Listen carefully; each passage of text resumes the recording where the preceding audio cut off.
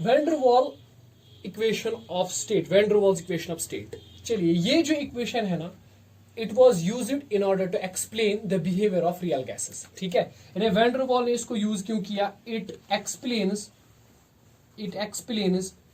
The behaviour of real gases. इस equation की मदद से हम रियल गैसेस का जो है बिहेवियर एक्सप्लेन कर सकते हैं। एक्चुअली वैन डर वाल ने पॉइंट आउट किया, van der Waal pointed that there are some faulty assumptions within the kinetic theory of gases। ठीक है, van der Waal pointed out the faulty assumptions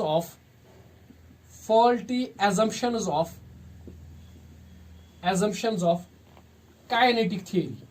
van der Waal ने कुछ kinetic theory के postulates को गलत साबित किया। उसने कहा कि हम इन पॉइंट्स को अगर एज्यूम करेंगे तो वी विल लीड, हमें एक गलत रिजल्ट, रॉन्ग रिजल्ट मिलेगा या इनकम्प्लीट रिजल्ट मिलेगा। ठीक है, तो उसने क्या किया? उन फॉल्टी एजम्पशंस को रिमूव कर दिया। ठीक है, देखिए उसने कैसे रिमूव किया इन फॉल्टी एजम्पशंस को। What were those assumptions? सबसे पहले वैन डर वाल का मानना था कि जो हम कहते हैं कि gas molecules are point sized. ठीक है, काइनेटिक थ्योरी ऑफ गैस कहती है कि gas molecules are point masses, they are very small in size, they are very tiny in size. ठीक है कि नहीं? लेकिन वैन डर वाल ने हमें कहा ऐसा नहीं है, गैस मॉलिक्यूल्स का अपना एक फाइनाइट साइज होता है। ठीक है, तो हम उनको नहीं कह सकते हैं एज पॉइंट मासेस। ठीक है, we can not regard them as point masses. ठीक है, तो सबसे पहला एजम्पशन क्या है? उसने क्या लिया? उसने कहा कि गैस मॉलिक्यूल्स जो होते हैं, gas molecules have finite size, gas molecules का एक फाइनाइट साइज होता है। So they can not be regarded as point masses, so they can not be regarded as point masses. Gas molecules का एक particular size होता है, तो हम उनको नहीं कर सकते हैं ट्रीट एज पॉइंट मासेस। ठीक है कि नहीं? ये उसका पहला पॉइंट था, जिसने उसने कहा कि काइनेटिक थ्योरी में तो बेसिक एजम्पशन आती है कि गैस मॉलिक्यूल्स पॉइंट साइज्ड है, उनका साइज बहुत छोटा है। लेकिन उसने कहा नहीं, ऐसा नहीं है, गैस मॉलिक्यूल्स अपना एक साइज है और उस साइज को नेग्लेक्ट नहीं किया जा सकता है। ठीक है, उनको हम पॉइंट मास नहीं मान सकते। ठीक है, दूसरी एजम्पशन उसने कहा कि जैसा कि काइनेटिक थ्योरी एज्यूम करती है कि जो अट्रैक्शन होती है मॉलिक्यूल्स के बीच में, वो नहीं होती है। ठीक है, काइनेटिक थ्योरी के हिसाब से मॉलिक्यूल्स के बीच में कोई अट्रैक्शन नहीं होती है। ठीक है, इसने कहा ऐसा नहीं है, मॉलिक्यूल्स के बीच में अट्रैक्शन होती है, हालांकि वो जो अट्रैक्शन होती है दैट्स वीक, और बहुत ही वीक अट्रैक्शन होती है। ठीक है कि नहीं? वो अट्रैक्शन जो है वो बहुत वीक होती है और इट फॉलोज ऑफ डिस्टेंस। जैसे जैसे मॉलिक्यूल्स एक दूसरे से दूर जाते हैं, वो डिस्टेंस धीरे धीरे क्या हो जाती है? कम हो जाती है। ठीक है कि नहीं? लेकिन वो अट्रैक्शन जो है होती है, वो अट्रैक्शन होती है, मॉलिक्यूल्स दूर दूर जाते हैं, वो अट्रैक्शन कम हो जाती है। ठीक, समझिए बात। तो इसने कहा कि molecular attraction is not zero. तो second attract thing is that, इसने कहा molecules attract one another with what? Weak force, with weak force। ठीक है, बहुत ही वीक फोर्स से वो अट्रैक्ट कर सकते हैं। ठीक है, हालांकि इस चीज को अगर देखा जाए तो मॉलिक्यूल्स के बीच में अट्रैक्शन होती है। इस कॉन्सेप्ट को ऑलरेडी एक साइंटिस्ट ने एक्सप्लेन किया था, उनका नाम था हिर्न, HIRN, हिर्न। 1864 में उन्होंने इसको ऑलरेडी एक्सप्लेन किया हुआ था। लेकिन वैन डर वाल ने इसी पोस्टुलेट को यूज किया। उन्होंने कहा कि मॉलिक्यूल जो होते हैं अट्रैक्ट करते हैं एक दूसरे को with a force, with a weak force, और वो फोर्स जो होता है डिपेंड करता है डिस्टेंस बिटवीन देम। ठीक है, which depends on distance between them, which depends on distance between them.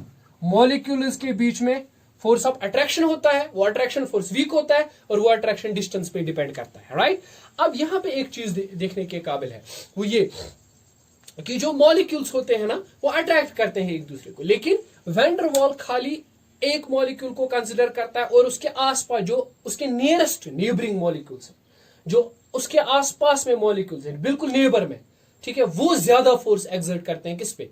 किसी एक पर्टिकुलर मॉलिक्यूल पे। कोई एक पर्टिकुलर मॉलिक्यूल कंसिडर कर लीजिए, तो उसके बिल्कुल नेबरिंग साइड में जो मॉलिक्यूल्स होते हैं वो उस मॉलिक्यूल को ज्यादा अट्रैक्ट करते हैं। ठीक है, बाकी जैसे जैसे हम दूर दूर जाते हैं तो अट्रैक्शन तो फॉल हो ही जाती है, कम हो जाती है। ठीक है, तीसरी बात उसने कहा कि नंबर ऑफ कोल्यूजन जो होते हैं विद द वॉल्स, ठीक है कि नहीं, are exactly same for point masses and finite size. ठीक है, मतलब उसने कहा कि जिस तरह से काइनेटिक थ्योरी एज्यूम करती है कि जो कोल्यूजन होता है मॉलिक्यूल्स के बीच में वो इलास्टिक होता है और उस कोल्यूजन में कोई काइनेटिक एनर्जी वगैरह लॉस नहीं होती है, उसने कहा हमने पहले एजम्पशन को रिजेक्ट कर दिया कि पॉइंट मास नहीं है, लेकिन उसने कहा कोल्यूजन्स का नेचर बिल्कुल वैसा ही रहेगा। ठीक है, collisions will still be elastic, there will be no loss of kinetic energy during the collisions. ठीक है कि नहीं। हालांकि कोई ऑब्जेक्ट कर सकता है कि अभी तो हम पॉइंट मास कह रहे थे काइनेटिक थ्योरी में, अभी हम शिफ्ट हो रहे हैं, हम कह रहे हैं कि नहीं पॉइंट मास नहीं है, फाइनाइट साइज है। ठीक है, तो कोल्यूजन्स का नेचर कैसे सेम रह सकता है? This is an assumption that collisions का नेचर अभी भी सेम रहेगा, there will be no change in the nature of collisions. ठीक है, नंबर ऑफ कोल्यूजन्स, तो इस तरह से कहता है third postulate, number of कोल्यूजन्स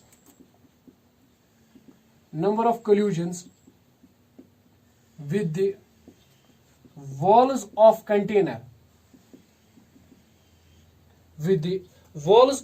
container are exactly same as that of point masses, exactly same as that for point masses, ठीक है, जिस तरह पॉइंट मासेस आपस में कोल्यूजन करते हैं उसी तरह से ये फाइनाइट साइज के मॉलिक्यूल्स भी आपस में कोलाइड करेंगे, there will be no correction. ठीक है, तीसरी चीज उसने कहा कि molecular density is very small. अब ये पॉइंट बहुत इंपॉर्टेंट है, molecular density is very small. अब ये मॉलिक्यूलर डेंसिटी जो है इसको ध्यान में रखिएगा। ठीक है, मॉलिक्यूलर डेंसिटी जो है वो बहुत स्मॉल है। ठीक, अब इसका क्या मतलब है molecular density is very small? यहां पे कहने का मतलब है कि there is a plenty of space, gas के अंदर बहुत सारी स्पेस है जिसमें मॉलिक्यूल्स मूव कर सकते हैं, वो एक ही जगह पे जमा नहीं हुए होते। ठीक है कि नहीं, तो मॉलिक्यूल्स के पास बहुत सारी जगह है जहां पे वो मूव कर सकते हैं। ठीक, तो वैन डर वाल ने इन 4 पॉइंट्स को जो है वो एज्यूम किया काइनेटिक थ्योरी ऑफ गैसेस में से, ये 4 फॉल्टी एजम्पशंस निकाल के ये कहा कि आप काइनेटिक थ्योरी में उन 4 के बदले जो फॉल्टी एजम्पशंस थे उनके बदले आप ये डाल दो। ठीक है कि नहीं, तो जब आप ऐसा करोगे तो you will be able to explain what the nature, the behavior of the real gases। ठीक है, अब आप पूछोगे how is it possible कि हम इस तरह से एक्सप्लेन कर पाएंगे। ठीक है, देखिए तो वैन डर वाल का मानना बिल्कुल इस तरह से था, वो कह रहा था कि जो आइडियल गैस इक्वेशन आपने ले ली है PV is equal to nRT, जो आइडियल गैस इक्वेशन आपने कंसिडर की हुई है ऑलरेडी, जो आइडियल गैसेस होते हैं वो बिहेव करते हैं as per this equation PV is equal to nRT। अब बताइए, अभी आपने क्या कहा था, इस इक्वेशन में सबसे पहला assumption क्या है कि मॉलिक्यूल्स आर पॉइंट साइज्ड। ठीक है, मॉलिक्यूल्स का पॉइंट मास होता है, बहुत छोटे होते हैं, लेकिन अब आप कंसिडर कर रहे हो नहीं, उनका एक साइज होता है। ठीक है कि नहीं, तो उससे क्या हो जाएगा, जब मॉलिक्यूल्स का साइज भी आप कंसिडर करोगे तो what will happen, volume of the gas will be affected, volume of the gas पर असर पड़ेगा। I will explain shortly how. Volume of the gas पर क्या पड़ेगा, असर पड़ेगा। तो आपको V नहीं लिखना है इस गैस इक्वेशन में। ठीक है, आपको क्या करना पड़ेगा, करेक्शन टू द वॉल्यूम, आपको वॉल्यूम की टर्म में कुछ करेक्शन करनी पड़ेगी। ठीक है कि नहीं। दूसरी बात, अभी आप सोच रहे थे कि मॉलिक्यूल्स के बीच में कोई अट्रैक्टिव फोर्स नहीं है, लेकिन अब आप एज्यूम कर रहे हो कि नहीं मॉलिक्यूल्स के बीच में अट्रैक्टिव फोर्स है, तो there will be some pressure correction also. ठीक है, क्योंकि जब फोर्स आ गया, force per unit area pressure होता है, जब फोर्स आ गया तो there will be some correction in pressure. So हम इस आइडियल गैस इक्वेशन में 2 करेक्शंस करना चाहते हैं। सबसे पहली करेक्शन हम वॉल्यूम के अंदर करना चाहते हैं, दूसरी करेक्शन हम कहां पे करना चाहते हैं, प्रेशर के अंदर करेक्शन करना चाहते हैं। ठीक है, अब आप ध्यान से इस चीज को समझिएगा। सबसे पहले हम ले लेते हैं correction to volume, correction for finite size या करेक्शन फॉर वॉल्यूम। ठीक है, देखिए सबसे पहले इस फाइनाइट साइज से किस तरह से इक्वेशन चेंज हो जाएगी। आप सोचिए जरा, अगर आपके पास कोई गैस था और उस गैस के अंदर बहुत सारे मॉलिक्यूल्स थे, ठीक है, और आप क्या कंसिडर करते थे, हर किसी मॉलिक्यूल को एज पॉइंट साइज है, राइट। तो आप मुझे बताइए कितनी स्पेस एक मॉलिक्यूल को अवेलेबल होती थी for the collusion, for the movement. ठीक है, जितनी भी इस गैस का वॉल्यूम है ना, वो सारी स्पेस अवेलेबल होती थी एक मॉलिक्यूल को मोशन के लिए, राइट। क्योंकि खुद तो उसका साइज बहुत छोटा था और बाकी जितने भी मॉलिक्यूल्स वहां पे थे उनका साइज बहुत छोटा था, बहुत छोटा सा उनका साइज। ठीक, जब उनका साइज बहुत छोटा था तो वो मॉलिक्यूल्स जगह नहीं घेरते थे ज्यादा, तो एक पर्टिकुलर मॉलिक्यूल को सारा गैस जो है फ्रीली अवेलेबल होता था फॉर इट्स मूवमेंट। ठीक है कि नहीं। लेकिन अब हम कंसिडर कर रहे हैं, नहीं ऐसा नहीं है, मॉलिक्यूल्स का अपना एक साइज है, तो इस मॉलिक्यूल का अपना एक साइज है, इस मॉलिक्यूल का अपना एक साइज है, इसका भी एक फाइनाइट साइज है, इसका भी एक फाइनाइट साइज है, इसका भी एक फाइनाइट साइज है, इसका भी एक फाइनाइट साइज है. What will happen? The space available, the volume available for the movement will decrease. Right, अब जो वॉल्यूम एक एक मॉलिक्यूल को मिलेगा ना मूवमेंट करने के लिए, वो क्या हो जाएगा? कम हो जाएगा. ऑब्वियसली वो कम हो जाएगा. ठीक है. अच्छा, तो कितना कम हो जाएगा वो वॉल्यूम? ठीक है, उस चीज पे हम ध्यान रखेंगे. मतलब मैं इस तरह से आपको एक शॉर्टकट में बता दूं. मैं आपको कहूं कि जब मॉलिक्यूलर साइज को हम कंसिडर करेंगे तो what will happen? The volume available for the free motion of the molecule will decrease. ठीक है कि नहीं? इस तरह से हम मेंशन कर रहे हैं कि व्हेन, ये करेक्शन बहुत ही इंपॉर्टेंट है, molecular size is taken into account free space available for movement of gas molecule will decrease. ठीक है, गैस मॉलिक्यूल के लिए जो मूवमेंट अवेलेबल थी, जो स्पेस अवेलेबल थी, वो क्या हो जाएगी?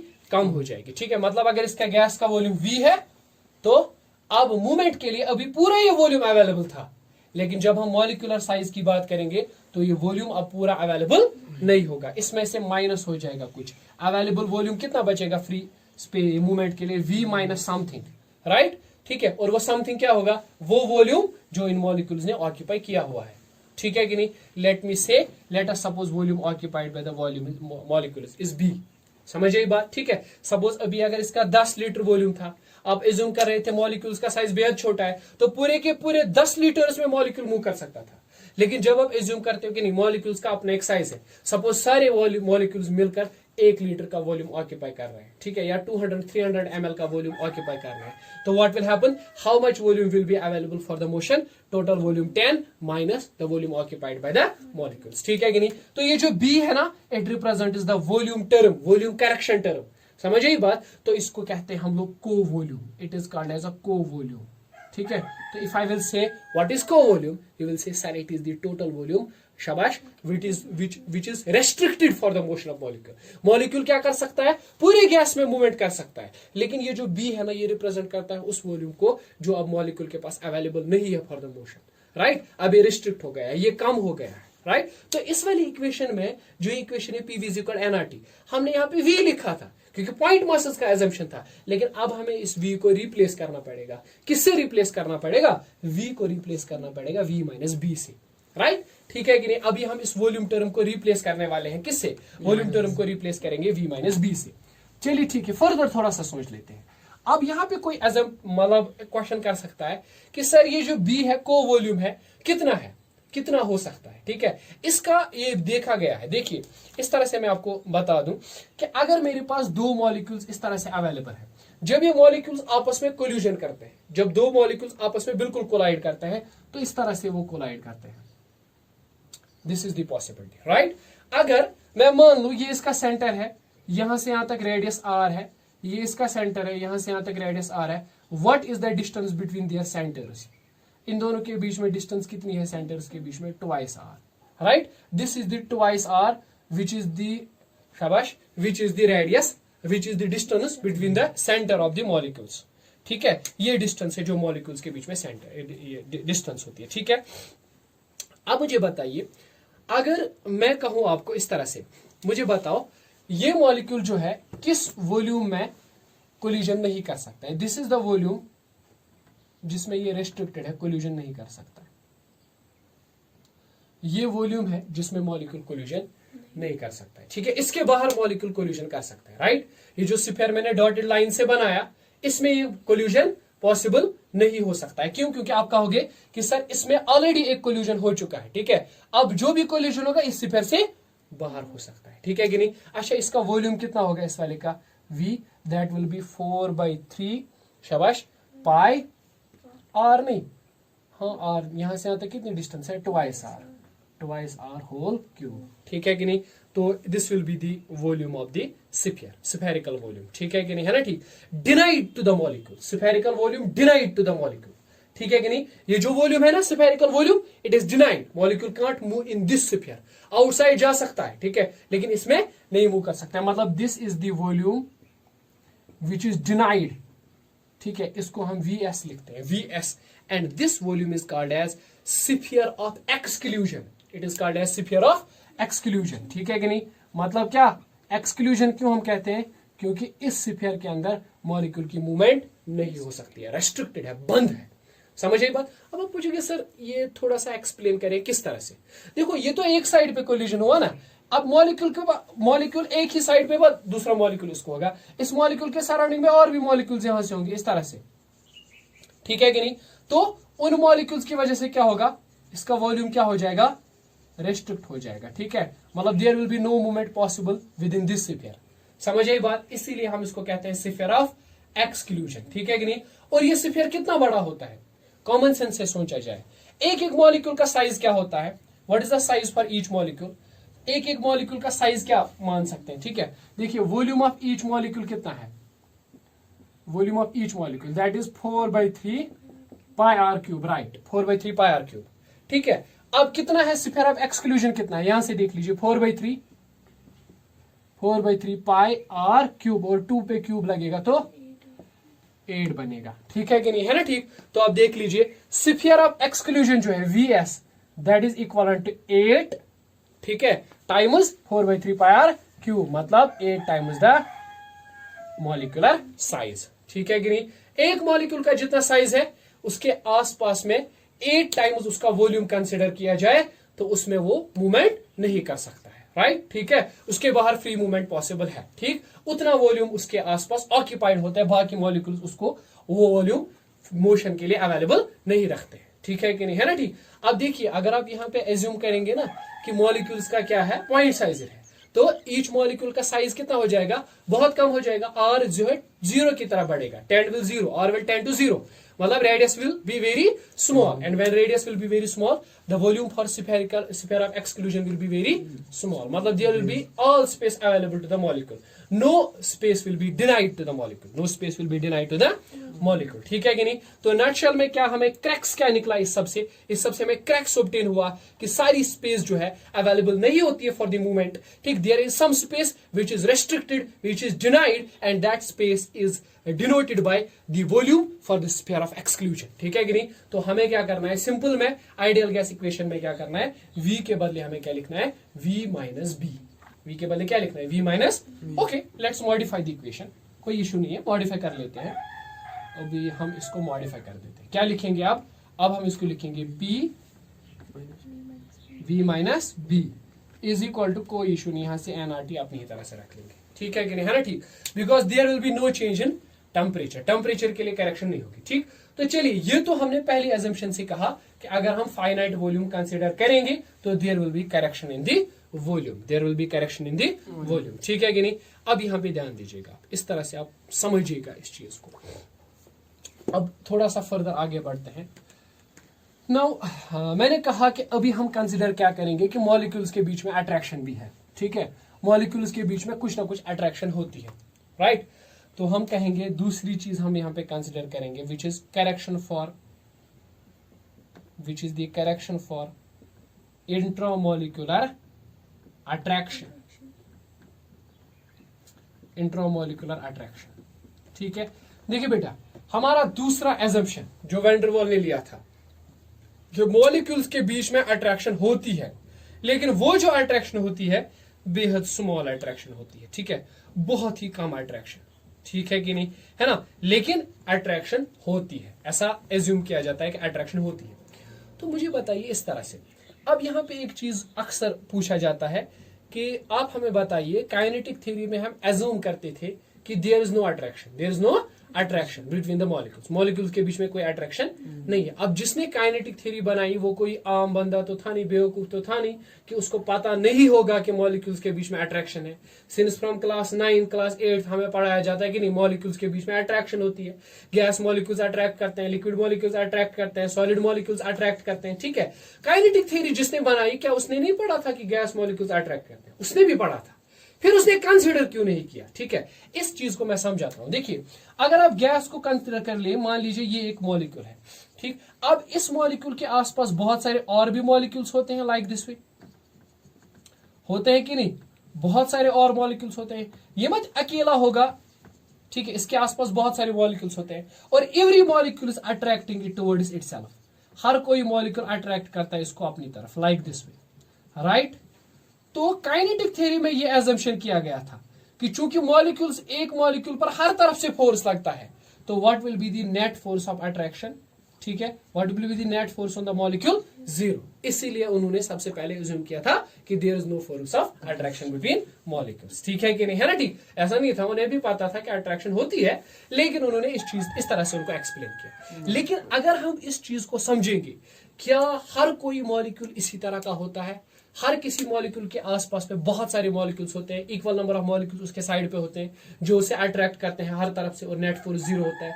ऐसा नहीं है। आप एक ऐसे मॉलिक्यूल को कंसिडर कर लीजिए जो बिल्कुल वॉल से टकरा रहा है, यहां पर वॉल के पास है, बिल्कुल यहां पर वॉल के पास। What will happen? यहां से भी मॉलिक्यूल, यहां से भी मॉलिक्यूल, यहां से भी मॉलिक्यूल, यहां से भी molecule, this molecule will attract, this will attract, this will attract, this will attract, this will attract. लेकिन क्या इस पे नेट फोर्स 0 होगा? नहीं, इस मॉलिक्यूल पर नेट फोर्स 0 नहीं होगा, ठीक है कि नहीं, है ना, ठीक। तो होगा क्या? इस मॉलिक्यूल पर अट्रैक्टिव फोर्स होगा, ठीक है, अट्रैक्टिव फोर्स होगा, ठीक, अट्रैक्टिव फोर्स। कौन सा फोर्स? Unbalanced attractive force. इस मॉलिक्यूल पर क्या होगा? अनबैलेंस्ड अट्रैक्टिव फोर्स, ठीक है कि नहीं। तो अगर हम इस तरह से एज्यूम करें कि यहां से एक मॉलिक्यूल आ रहा था और वो मॉलिक्यूल इस तरह से इस कंटेनर के साथ टकरा रहा था, सपोज प्रेशर था P, प्रेशर कितना था? P was the pressure which was exerted on the walls of container, ठीक है कि नहीं। तो ये P is the pressure when there is no attraction. हम कंसिडर कर रहे हैं कि कोई अट्रैक्शन वगैरह नहीं है, उस टाइम पे प्रेशर कितना एक्सर्ट होगा गैस के वॉल पर? P होगा pressure exerted on the walls of gas. लेकिन अगर हम एज्यूम करें कि मॉलिक्यूल्स के बीच में अट्रैक्शन है, तो व्हाट विल हैपन? इस मॉलिक्यूल को जो कि वॉल की तरफ बढ़ रहा है, उसे फोर्स ऑफ अट्रैक्शन को ओवरकम करना पड़ेगा, ठीक है। उसकी कुछ एनर्जी जो है वो कम हो जाएगी। कैसे कम हो जाएगी? क्योंकि उसकी जो वेलोसिटी है वो कम हो जाएगी। अब उसकी वेलोसिटी क्यों कम हो जाएगी? क्योंकि पीछे से उसको मॉलिक्यूल जो है, ये सारे मॉलिक्यूल उसको ड्रैग कर रहे हैं ना, उसको खींच रहे हैं ना, उसको आगे नहीं बढ़ने दे रहे हैं, ठीक। तो उससे क्या हो जाएगा? वेलोसिटी जो है इस मॉलिक्यूल की वो क्या हो जाएगी? कम हो जाएगी। अब जब वेलोसिटी इस मॉलिक्यूल की कम हो जाएगी, what will happen? The velocity will decrease. जब वेलोसिटी डिक्रीज हो जाएगी तो काइनेटिक एनर्जी विल डिक्रीज। तो प्रेशर इतना नहीं होगा जितना कि हम सोच रहे हैं, ठीक है कि नहीं, प्रेशर कम हो जाएगा, ठीक है। Late me suppose the pressure जो है वो चेंज हो रहा है, कम हो रहा है by delta P। Delta P is the change in pressure, ठीक है कि नहीं, ठीक, चेंज इन प्रेशर, ठीक। अगर हम एज्यूम करें कि देयर इज नो अट्रैक्शन, शाबाश, देयर इज नो, तो डेल्टा P कितना हो जाएगा? 0, क्योंकि अट्रैक्शन ही नहीं है, पीछे से कोई ड्रैग ही नहीं करेगा, तो velocity with equal with same velocity move करेगा टुवर्ड्स द वॉल। समझ आई बात, ठीक। तो अभी आप पूछोगे कि there will be small number of molecules which will be approaching towards the wall. ऐसा नहीं है, बहुत सारे मॉलिक्यूल्स होंगे जो वॉल की तरफ आएंगे और कोलाइड करेंगे वॉल के साथ। तो वैन डर वॉल का मानना था कि इस प्रेशर को नेग्लेक्ट नहीं किया जा सकता, इस डेल्टा P को नेग्लेक्ट नहीं किया जा सकता। आप गलत सोच रहे हो अगर आप कह रहे हो कि हम डेल्टा P को नेग्लेक्ट करेंगे, ठीक है। जैसा कि काइनेटिक थ्योरी में एज्यूम किया गया था कि डेल्टा P 0 है, इसको नेग्लेक्ट करेंगे क्योंकि अट्रैक्शन ही नहीं है, ठीक है। तो उसने कहा ऐसा बिल्कुल भी नहीं है, ठीक है। अब यहां पर एक अजम्पशन बनती है, एक जो है वो मेन क्वेश्चन बनता है, how to calculate this delta P। इस डेल्टा P को कैलकुलेट कैसे करेंगे, ठीक है कि नहीं। तो मुझे बताइए what will be the pressure जो एक्सर्ट हो जाएगा वॉल पर। वॉल कितना प्रेशर एक्सर्ट करेगा, वॉल पे कितना प्रेशर एक्सपीरियंस होगा। मॉलिक्यूल यहां से आएगा, शाबाश, पहले वॉल के साथ कोलाइड करेगा और उसके बाद ये वापस चला जाएगा, राइट। समझ आई बात, ठीक। अब यहाँ पे ध्यान दीजिएगा, हम इसको कैसे कह सकते हैं, ठीक है। तो यहां पर मैं क्या कह रहा हूं? मैं कह रहा हूं कि जो इम्पैक्ट होगा, ठीक है, इम्पैक्ट होगा, जो प्रेशर होगा जो एक्सर्ट करेगा ये मॉलिक्यूल किस पे? वॉल्स ऑफ द कंटेनर पे, that will be less then in ideal gas, ठीक है। आइडियल गैस में जो प्रेशर ये एक्सर्ट कर रहा था ना, उससे अब प्रेशर ये कम एक्सर्ट कर रहा था, करेगा, ठीक है। क्यों? क्योंकि यहां पर अट्रैक्शन से कुछ फोर्स जो है वो कम हो जाएगा, कुछ वेलोसिटी जो है वो कम हो जाएगी, ठीक। Is that clear? So intramolecular attraction causes what? Decrease in the pressure, causes in decrease in this decrease in pressure। ये जो प्रेशर कम हो रहा है, इस प्रेशर को कहते हैं कोहेसिव प्रेशर। हम इसको क्या कहते हैं? कोहेसिव प्रेशर, ठीक है कि नहीं। कोहेसिव फोर्स नहीं, cohesive pressure, sorry, it's called as cohesive pressure, और इसको डेल्टा P से डिनोट करते हैं, cohesive pressure. So what is cohesive pressure? It is the amount of pressure decreased decreased, ठीक है। डिक्रीज कितना हो रहा है प्रेशर जब ये मॉलिक्यूल किसके साथ कोलाइड कर रहा है, वॉल्स ऑफ द कंटेनर के साथ कोलाइड कर रहा है, ठीक है कि नहीं। चलिए अब हम इसको कैलकुलेट किस तरह से करेंगे, how to calculate this, right. तो देखिए हम आइडियल गैस इक्वेशन में इस तरह से एज्यूम करते थे, P V is equal to R T, चलिए एन में मान लेता हूं। तो ये मैं तब कहता हूं when the pressure is ideal. Ideal क्यों लिखा मैंने, क्योंकि ये आइडियल गैस इक्वेशन है, ठीक है। अच्छा तो लेकिन अब करेक्शन हो रही है, now what is the correction, the correction is v is getting replaced by v minus b, right. Pressure will also be decreased, pressure भी जो है वो चेंज हो जाएगा। तो what will be the pressure, it is p plus delta p which will be r into t, ठीक है कि नहीं, है ना, ठीक।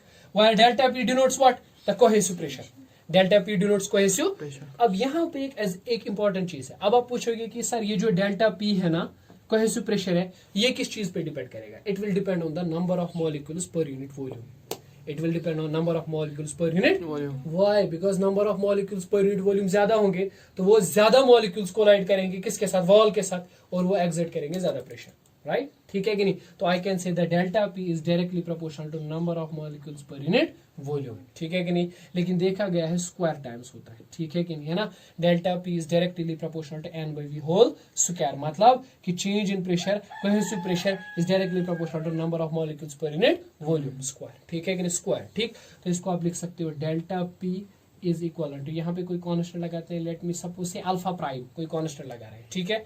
तो that will be N square divided by v square, right, ठीक है। now what is alpha, it's constant, ठीक है, right, constant of proportionality.